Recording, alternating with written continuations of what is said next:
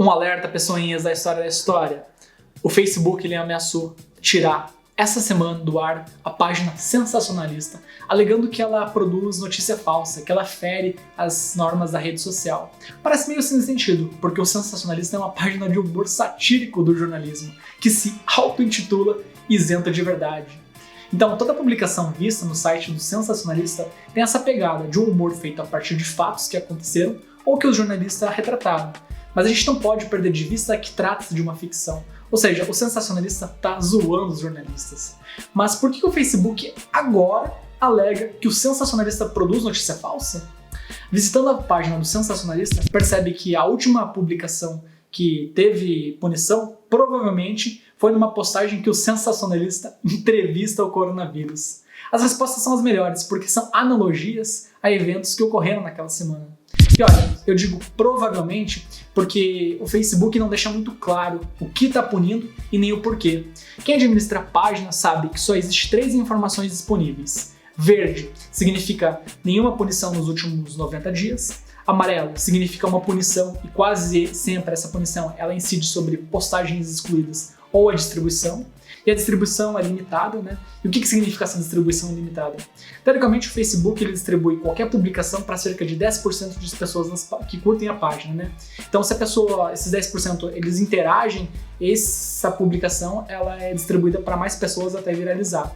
Restringir a publicação é uma forma de censura velada, em que impede que qualquer publicação atinja um grande número de pessoas.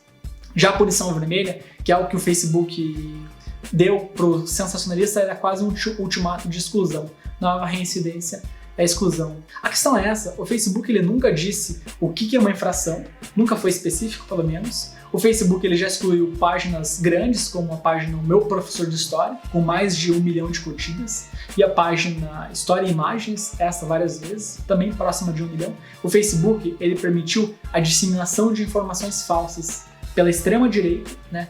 Aqui no Brasil e nos Estados Unidos, que mudaram o rumo das eleições nesses países.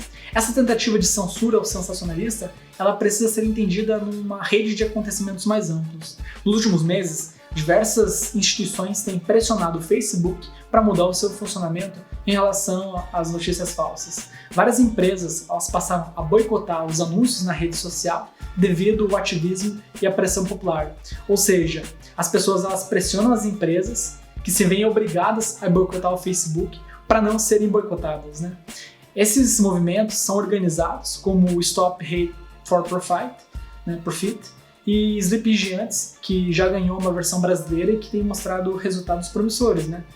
Nas últimas semanas, o número de empresas que boicotaram o Facebook passaram de 400, incluindo marcas como a Coca-Cola, a Ford, a Adidas, a Microsoft, né?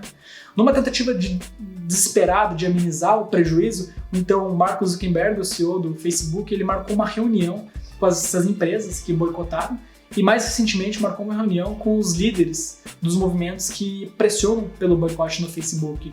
E essas 2 reuniões elas foram um fracasso para o Facebook, porque nenhuma atitude concreta foi assumida por parte da rede social, por parte do Mark Zuckerberg. Os movimentos que pressionam o Facebook, eles querem uma espécie de departamento de direitos civis dentro da rede social, dentro do Facebook, em que pessoas especialistas trabalhariam para avaliar o discurso de ódio e a disseminação de notícia falsa. Mas o Mark Zuckerberg, ele não concordou com essa ação. E para tentar limpar um pouco a barra do Facebook, começou a excluir diversas páginas extremistas, né? Então, aqui no Brasil, houve a exclusão de páginas principalmente ligadas diretamente ao presidente da República por meio de assessores. E a punição ao sensacionalista, pelo incrível que pareça, faz parte dessas medidas tomadas pelo Facebook para tentar limpar um pouco a sua imagem. As punições do Facebook são feitas a partir de algoritmos, né? A partir de denúncias. Então, um algoritmo ele é uma lógica para a resolução de um problema. Veja só, o Facebook, para ele avaliar uma postagem, um comentário, uma página, são necessárias inúmeras denúncias, muitas, né, para que haja um grande fluxo de dados, a fim de preencher uma meta, né? Então, batida essa meta, o próprio algoritmo vai avaliar se a punição deve ser aplicada ou não. Sabe-se que quanto mais denúncias, não importando muito bem a qualidade delas, no sentido de que perfeitamente possível utilizar perfis falsos para fazer essa denúncia, maior a probabilidade de uma página ou postagem cair.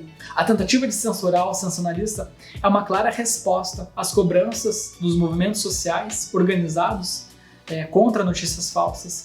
O que o Facebook ele está insinuando nesse momento é que ele não pode distinguir uma notícia falsa de um site de humor. E esse é o principal argumento que a gente tem que prestar atenção. Isso porque os algoritmos, por mais desenvolvidos que eles sejam, têm dificuldade em interpretar figuras de linguagens. Vamos ver aqui alguns exemplos, algumas demonstrações. Hoje, os principais serviços de inteligência artificial, eles oferecem serviços de análise linguísticas. Então você coloca um texto lá a ser analisado e esse algoritmo descobre o que é um sujeito, o que é um verbo, o que é um substantivo, as palavras mais frequentes e com quais as palavras mais frequentes estão relacionadas. Os serviços mais avançados, eles são capazes de interpretar alguns tipos de emoções, né?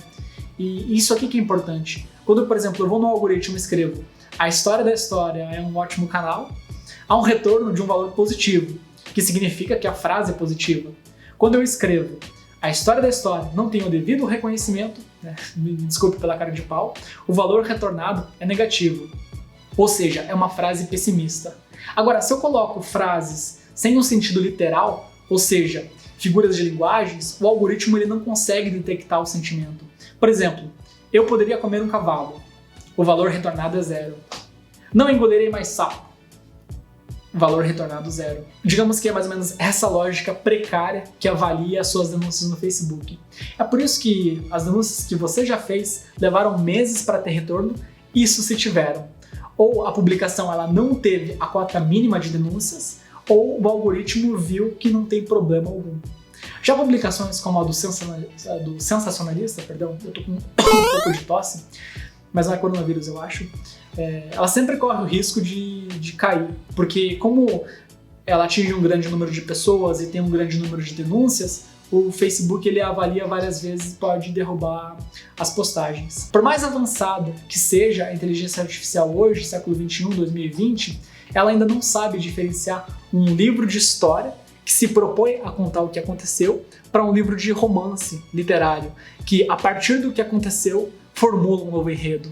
O curioso é que o Facebook ele possui uma plataforma dentro de outra plataforma, dentro da sua própria rede social, chamada Gerenciador de Negócios. É uma plataforma exclusiva para criadores de conteúdo. Nessa plataforma, se você tem qualquer tipo de problema relacionado à publicidade e propaganda, qualquer problema mesmo, o Facebook ele retorna as suas questões, os seus problemas, ele resolve em questão de horas com a ajuda de atendente. E essa é a demonstração mais evidente que seria possível criar um departamento de direitos civis dentro do Facebook, né? Porque se já existe um departamento para operações financeiras e funciona muito bem, seria possível criar outro tipo de departamento similar. O Facebook ele já disse que não vai mudar, então talvez seja a gente que deva mudar de rede social.